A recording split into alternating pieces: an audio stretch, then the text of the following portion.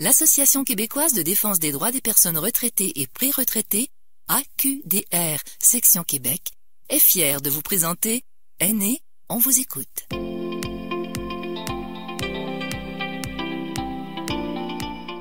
Bonjour à tous et bienvenue à Aînés, on vous écoute sur les ondes de CKRL 89.1. Ici Dominique Bélanger et quel plaisir de vous retrouver ce midi pour une autre belle émission. Comme à chaque semaine, on a un thème et cette semaine, on parle de la place des femmes en politique, les femmes autant jeunes qu'aînées.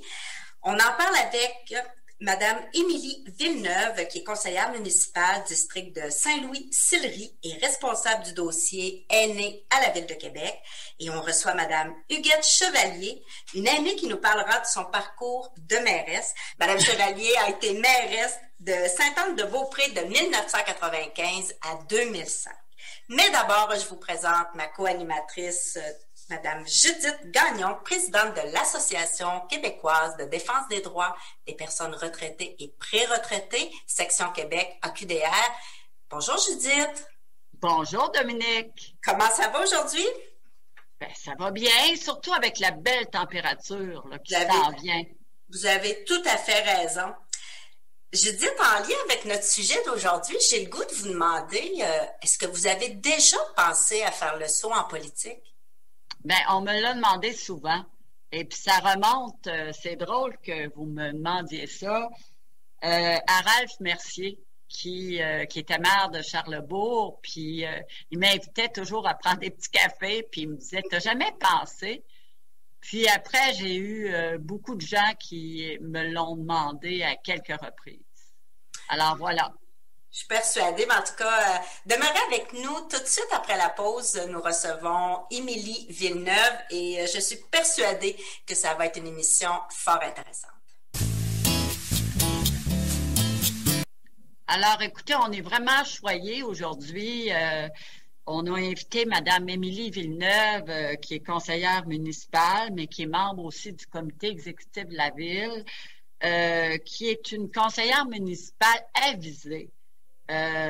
Humaine, proactive et qui travaille beaucoup pour le dossier des aînés. On en a vu les suites, on en a vu les retombées. Alors, bonjour Émilie. Allô Judith. Je voudrais que tu nous dises, je sais que tu es arrivée en 2017 en politique municipale. Oui. Pourquoi tu as fait le saut? Qu'est-ce qui t'a motivé? Ben évidemment, c'est quand on fait le saut en politique, c'est pour changer les choses, s'impliquer dans notre milieu, améliorer la qualité de vie de notre quartier, de notre ville évidemment aussi. Et donc c'était pour ça. Moi, j'étais recherchiste. On s'était d'ailleurs rencontrés pour la première fois dans les années 2009-2010, alors que j'étais recherchiste pour Marie-Josée Savard, pour Équipe La Bombe encore.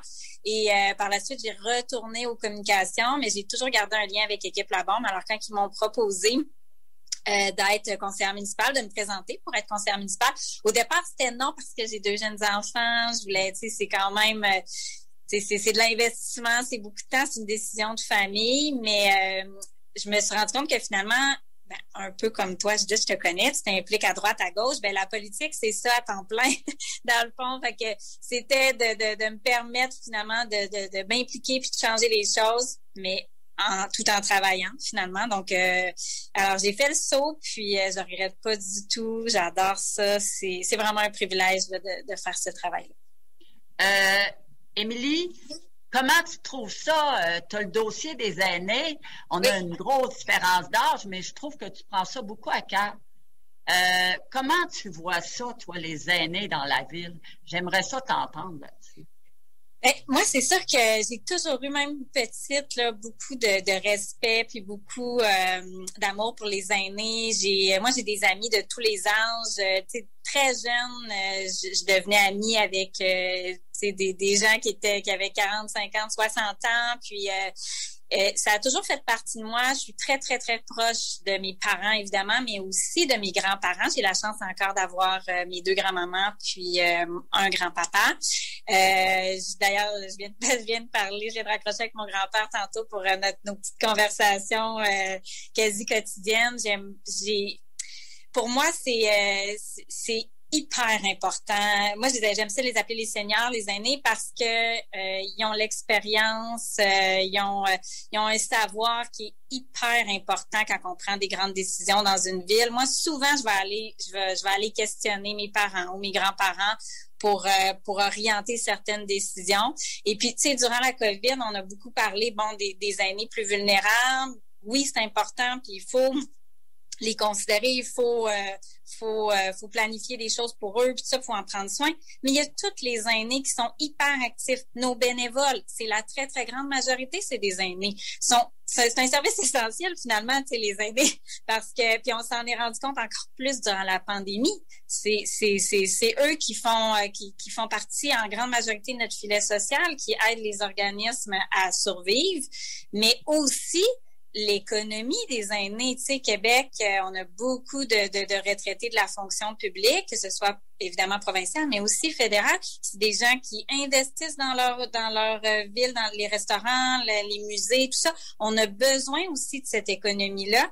Alors, moi, je pense qu'il faut, tu sais, faut planifier la ville pour tout le monde, évidemment, mais les aînés, il ne faut jamais les négliger, jamais, parce que ils sont encore très, très actifs. Tu sais, moi, mon grand-père, qui est de 89 ans cette année, il est tu sais, ça fait pas si longtemps qu'il est moins actif, là. Il a beaucoup voyagé, beaucoup dans les restaurants. Donc, tu sais, souvent, les gens prennent leur retraite, je sais pas, 55, 60, ben ils ont encore beaucoup d'années devant eux, là. Alors, faut le considérer, évidemment. Ben, je suis contente de t'entendre dire ça, puis ça se reflète aussi dans ta façon de voir le dossier, parce que il va y avoir des choses fort intéressantes pour les aînés qui vont être livrées au mois d'avril. Fait que là, les gens vont être contents de voir que on se sent inclus dans la ville de Québec. Ma dernière question, puis tu réponds comme tu sens. Est-ce que tu penses qu'il y a de la place pour les femmes aînées et les aînés en politique municipale? Ah, absolument.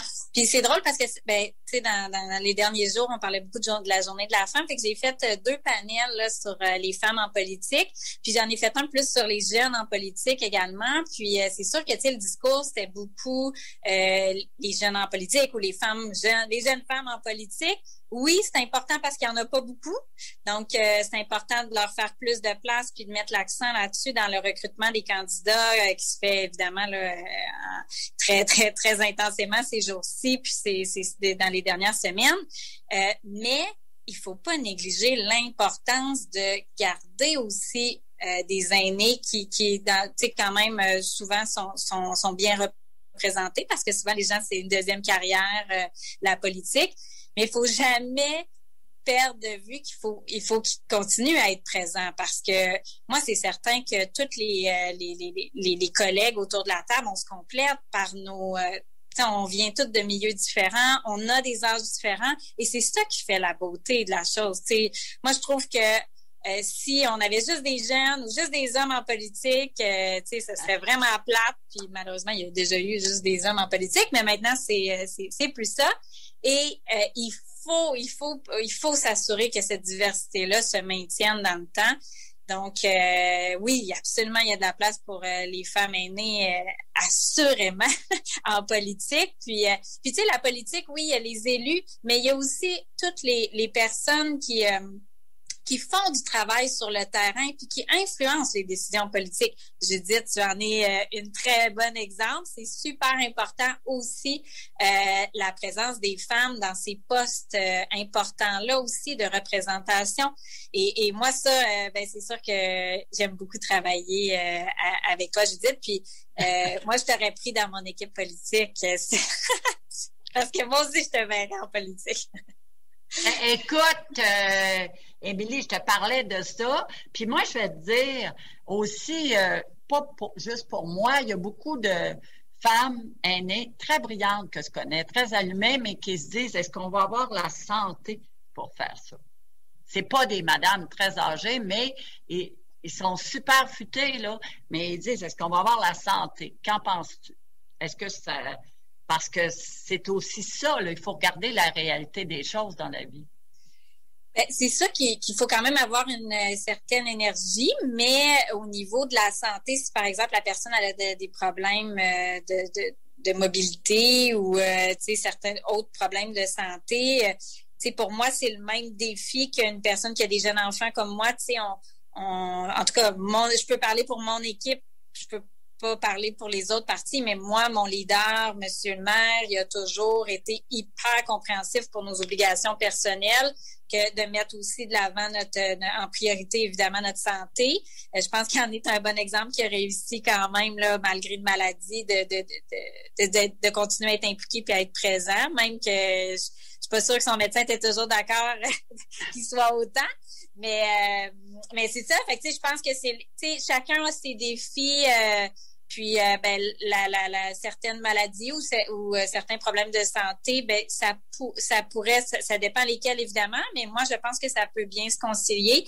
Faut juste être très bien organisé et bien entouré, et ça, moi en tout cas pour ma part, je le suis. Donc dans mon équipe, je pense qu'il n'y aurait pas de problème à quelqu'un qui arriverait avec un problème de santé, qu'elle soit aînée ou pas, parce qu'il y a des jeunes aussi qui ont des limitations physiques ou de santé et qui pourraient très bien là se présenter en politique, tout en ayant par contre l'énergie puis la passion. Ça, c'est des éléments qu'il faut avoir. Puis je parle plus d'énergie au sens de pas le voir comme un travail, parce que si la personne le voit comme un travail, puis là c'est certain qu'elle aura peut-être pas la passion, puis l'énergie de toujours vouloir aller plus loin puis de foncer, mais ça demande pas nécessairement de l'énergie physique, c'est plus intellectuel puis plus dans le cœur là que je parle. Donc moi je pense que oui, c'est très très possible. Puis j'invite les gens qui ont envie, il reste quelques mois, puis il nous faut de la diversité. J'apprécie beaucoup ce que tu dis parce que tu es sincère. Puis moi, je vois ça aussi comme ça. Parce que avec tous les âges, on est capable de faire quelque chose de magnifique. On l'a vu, là. On a travaillé, puis on est capable de se concerter, puis on fait une ville de Québec. Super. Ouais. Moi, je trouve que c'est la plus belle ville du Québec.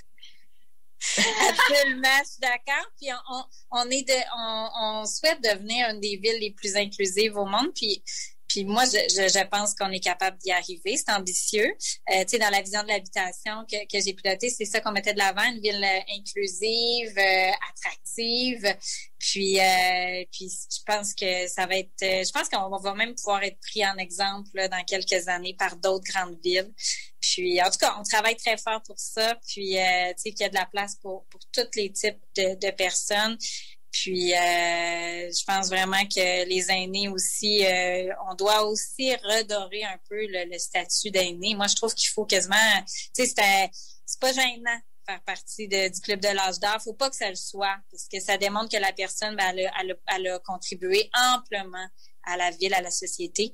Et il faut plutôt les remercier, les gens, et les reconnaître pour tout ce travail-là, puis tout cet engagement-là. Puis je sais qu'il y a certaines cultures que c'est plus fort, ça, envers leurs aînés. Puis moi, je souhaite que ça le soit encore plus chez nous aussi.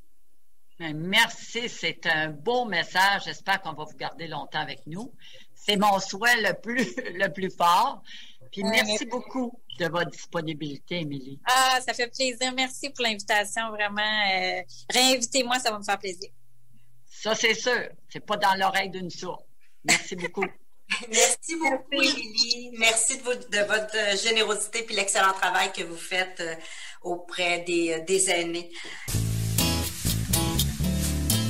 Avant de vous présenter notre prochaine invité, je vous rappelle que les cliniques de l'AQDR Québec vous offrent des services gratuits et sont ouvertes du lundi au vendredi de 9h à 16h. Ces cliniques mettent à la disposition des aînés et des proches aidants d'aînés des personnes ressources de deux façons. En vous présentant au bureau, on peut le faire parce que nous sommes maintenant en zone orange. Donc, très important par contre d'appeler avant pour prendre un rendez-vous. Donc, vous composez le 418-524-0437, poste 0. Sinon, vous composez le même numéro et on peut vous répondre par téléphone. Donc, la clinique d'information est là pour vous aider à compléter des formulaires gouvernementaux, trouver les crédits d'impôt auxquels vous avez droit. Et c'est ce qui m'amène aussi à vous rappeler que nous offrons les cliniques pour les rapports d'impôt. Donc, que vous soyez proche aidant d'aînés, on peut vous aider à trouver les crédits d'impôt auxquels vous avez droit, mais aussi vous aider à compléter votre rapport d'impôt. On a aussi la clinique juridique. Elle, pour sa part, vous donne des conseils en ce qui a trait à tout le monde juridique pour soit les aînés ou encore les proches aidants d'aînés. Donc, je vous rappelle le numéro 88 524 0437, poste 0.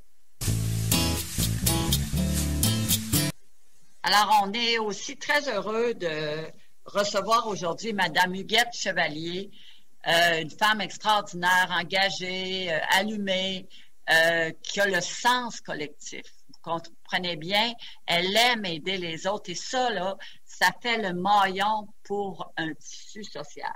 Alors, bonjour Huguette. Bonjour Judith. Je te connais bien depuis quelques années.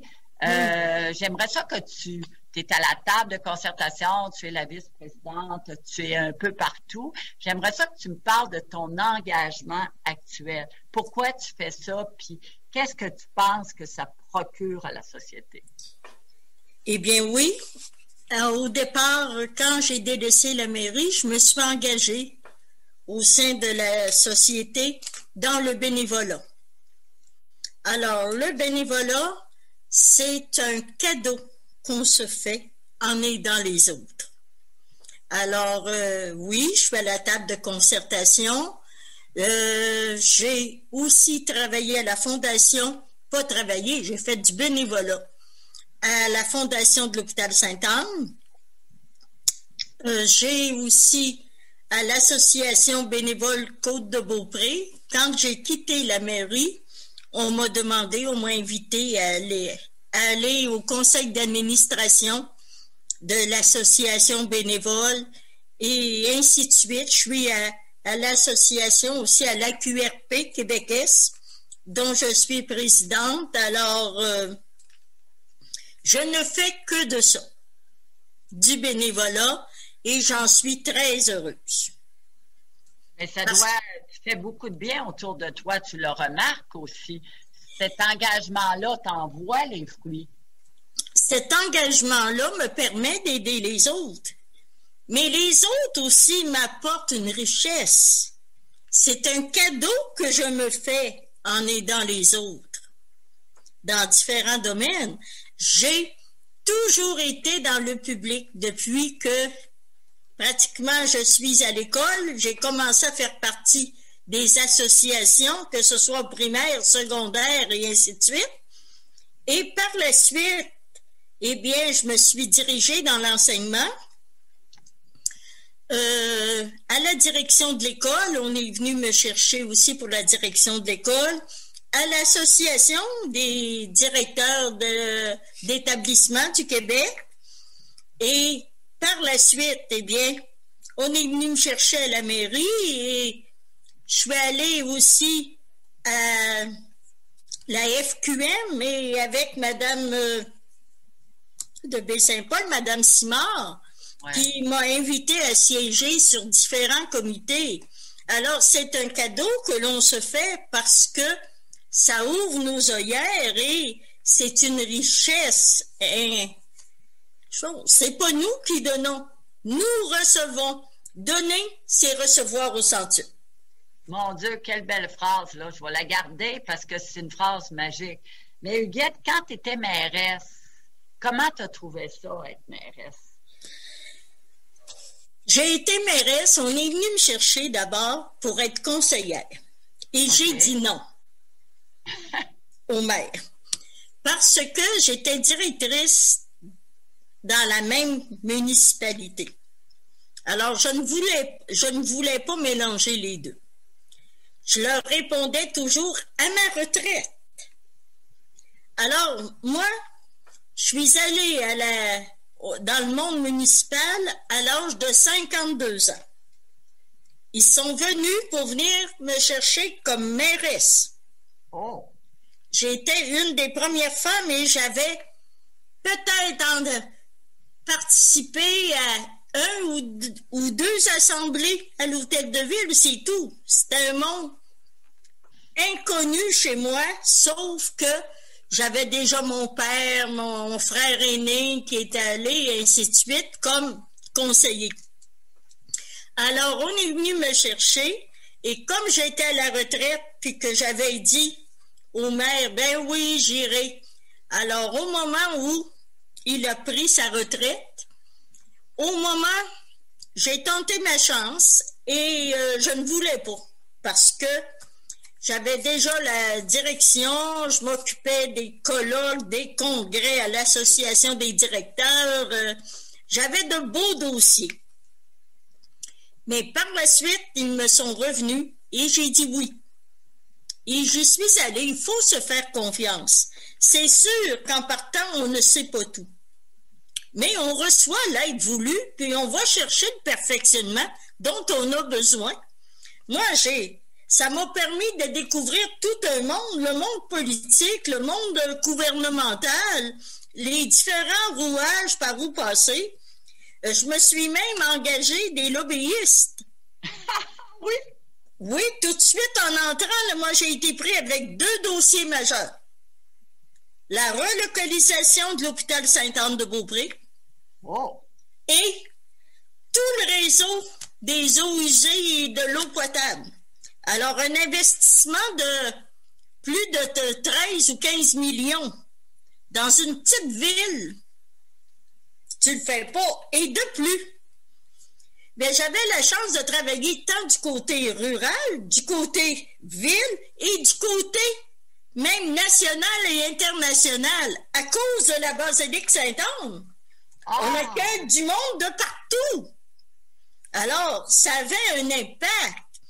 Moi, je me suis trouvée gâtée et je remercie, c'est un privilège d'accéder à servir sa ville. Et je me suis impliquée par la suite avec Femmes et Politique et tout. Mais c'est un cadeau et moi, j'invite toutes les personnes, si vous avez de l'intérêt, bien, assurez-vous, par exemple, de votre parcours, assurez-vous d'avoir les appuis nécessaires et allez-y, ouvrez. On ne sait pas qu'est-ce qui va arriver, mais on a toujours la force. Comme on dit, on a toujours la grâce d'État, on a toujours la force et on trouve les routes voulues pour y passer. Alors, pour moi, c'est une expérience très, très riche. C'est un privilège et je ne peux que dire, si vous êtes demandé, allez-y, n'hésitez même pas. Parce que même encore, on en retire des usufruits, si je peux dire ainsi. Les gens nous connaissent, les gens font appel à nous. On est portés l'année dernière. On a même souligné, j'ai été bénévole de l'année au niveau de la MRC, de l'ensemble. Alors, non, puis on connaît une foule de personnes. On suit des cours accélérés. Imaginez-vous avec les projets que j'avais, tu laisses pas partir une institution de ta ville. Tu la défends. Donc, c'est dans ce sens-là que j'ai engagé des lobbyistes. Je suis allée défendre pour le contrôle intérimaire, puis ainsi de suite. J'ai connu différentes affaires et ça fait ma richesse. Ah ben oui, ça c'est... Ça a agrandi. Ah oui, mais écoute, Huguette, quand on t'écoute, on s'aperçoit que tu as des horizons assez larges puis que tu as fait beaucoup de choses.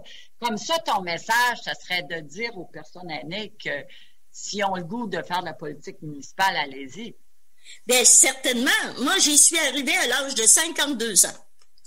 Et au moment de la retraite, le pourquoi, bien, on a du temps. On a du temps pour nous et pour les autres. Alors, on ne voyage pas tout le temps. Donc, le temps que nous avons, eh bien, nous le mettons à la disposition, on le partage. Et être élu par nos concitoyens dans une ville, les gens qui viennent se prononcer à 82%, là, qui nous disent « Oui, on a confiance en toi », Quel cadeau! Alors allez-y parce qu'à la retraite, nous avons le temps d'approfondir nos dossiers puis de fonctionner. Ben, merci beaucoup, Madame Chevalier. C'est un cadeau qu'on a eu de votre présence. Ben, merci, Judith. Merci beaucoup. Merci beaucoup, Madame Chevalier.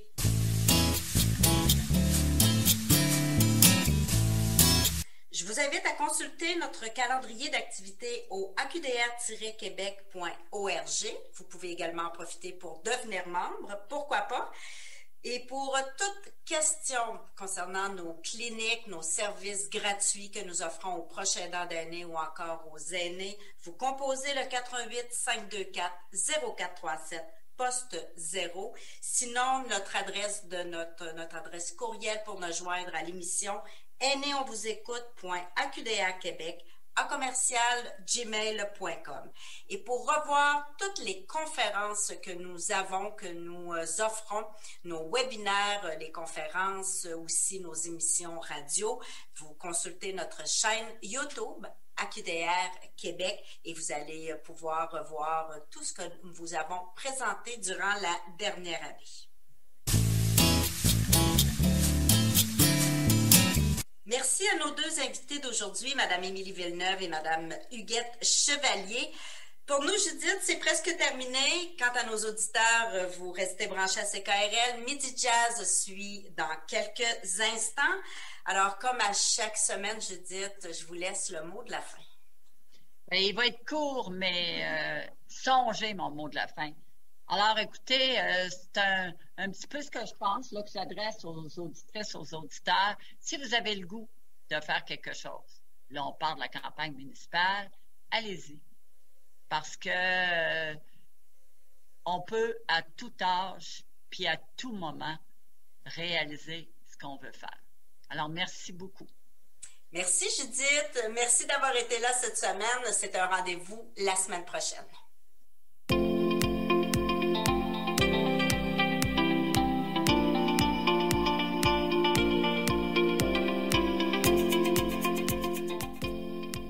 L'Association québécoise de défense des droits des personnes retraitées et pré-retraitées, AQDR, section Québec, est fière de vous avoir présenté Aînés, on vous écoute. Pour connaître tous les services offerts, visitez le aqdr-québec.org ou encore téléphonez au 418-524-0437, poste 0.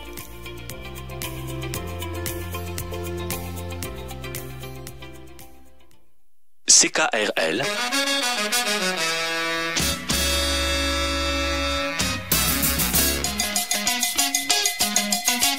89.1 Québec. À la maternelle 4 ans, les petits succès préparent les grands. Pour Zoé, c'est retrouver elle-même son casier. Sans l'aide de Madame Léa. Pour Luca, c'est réussir à dire cadeau plutôt que gâteau, avec l'aide de son enseignante ou une spécialiste. Et pour Félix, c'est construire le plus haut château. Et non, ce chien à roulette. Et s'exprimer avec fierté. À la maternelle 4 ans, les enfants développent leur plein potentiel tout en s'amusant. Informez-vous au québec.ca/4 ans. Un message du gouvernement du Québec.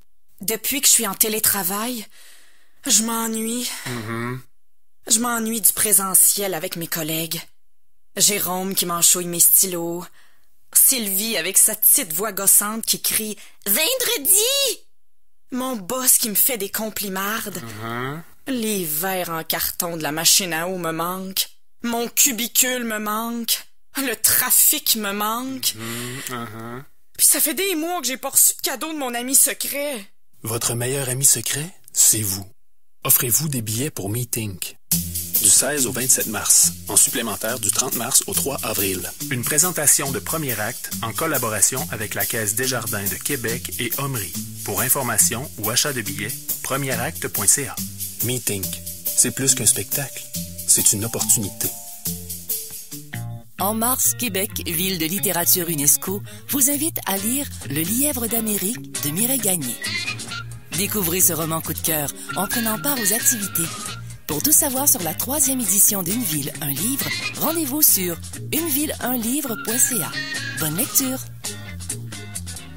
Vous êtes une personne aînée ou prenez soin d'un aîné? Saviez-vous qu'à l'AQDR Québec, on vous accompagne gratuitement pour compléter différents formulaires gouvernementaux, chercher les crédits d'impôt auxquels vous avez droit ou encore obtenir des conseils juridiques? Ces services sont offerts au bureau de l'AQDR Québec ou par téléphone. Informez-vous sur tous les services offerts en téléphonant au 418-524-0437 poste 0 ou visitez le aqdr-québec.org. Cette publicité est rendue possible grâce au financement de l'appui Capital National. 89.1 Midi Jazz. Midi Jazz vous est présenté par Audiolite, l'expert en son et images.